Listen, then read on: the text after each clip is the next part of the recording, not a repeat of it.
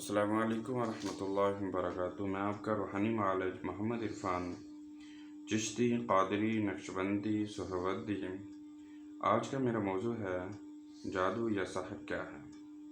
کائنات میں شر و خیر، نیکی اور بدی، ایمان اور شیطان کا ایک دوسرے سے وہی تعلق ہے جو دن کا رات سے ہے، شام کا صبح سے ہے، روشنی کا اندھیرے سے ہے۔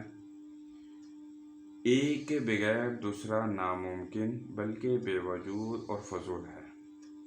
کسی ایک کے وجود سے بھی انکار ممکن نہیں۔ اس حوالے سے سوچا جائے، سمجھا جائے، غور کیا جائے۔ عقل و گمان کے تحت ہم مخلوقات کو 3 اقسام پر تقسیم کرتے ہیں۔ نمبر 1 فرشتے، نمبر 2 جنات شیاطین، نمبر 3 انسان۔ یہ 3 مخلوقیں ہیں۔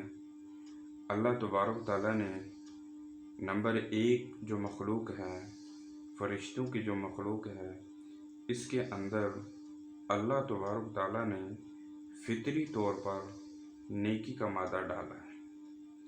ان کے اندر ذرا برابر بھی شر نہیں ہے۔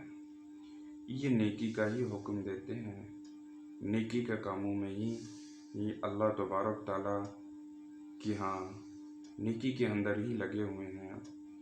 کوئی فرشتے ہیں جو سجدے کی حالت میں ہیں، اللہ تعالیٰ کی عبادت کر رہے ہیں۔ کوئی رکوع کی حالت میں اللہ تبارک تعالیٰ کی عبادت کر رہے ہیں۔ کوئی قیام کی حالت میں اللہ تبارک تعالیٰ کی عبادت کر رہے ہیں۔ گویا کہ اللہ تبارک تعالیٰ کی عبادت 100% یہ کرتے ہیں۔ ان کے اندر ذرا برابر بھی شر نہیں ہوتا۔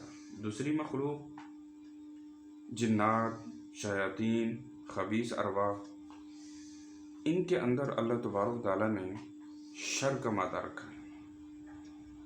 یعنی اس کے اندر ہر وقت ہی یہ شر کا ہی سوچتے ہیں، ان کے اندر شر ہی شر ہے۔ اور تیسری مخلوق اللہ تبارک تعالیٰ نے انسان کو بنایا ہے، اس کے اندر شر اور خیر دونوں رکھ دیا، نیکی و بدی دونوں رکھ دیا، اچھائی و برائی دونوں رکھ دیا، یعنی دونوں کو اس کے اندر جمع کر دیا۔ ان 3 مخلوقات میں سے انسان کو اشرف کہا گیا اور اسے باقی دونوں پر فضیلت دی گئی۔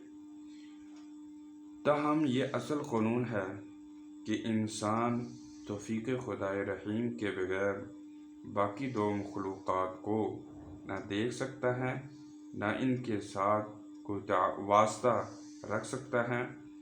ہاں، دوسری قسم کی مخلوق یعنی جنات، شیاطین، ارواح خبیثہ کے ساتھ اپنی مرضی سے یا ان کے عملیات کے نتیجے میں کوئی تعلق قائم کرنا چاہے تو یہ عین ممکن ہے۔